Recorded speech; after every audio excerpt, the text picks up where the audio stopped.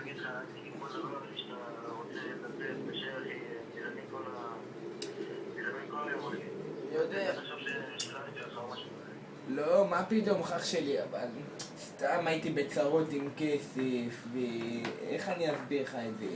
לא יודע, לא חשבתי לפני זה. אחי, מה, אני אביא לך, מה יש לזה? איפה אחי? הייתי חייב כמעט 10,000. כן, זונות, אני אומר לך בחיים אל תמכור. ומה עכשיו אני נסגר אחי, מה יקרה?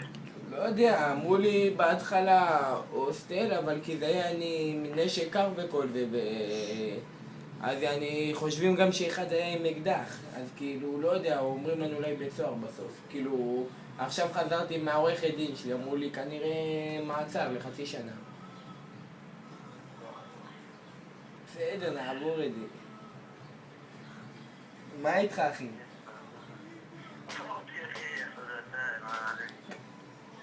סתם, שחר, נרבבנו אותך. פספסת, פספסת, עשית מהומה, פספסת.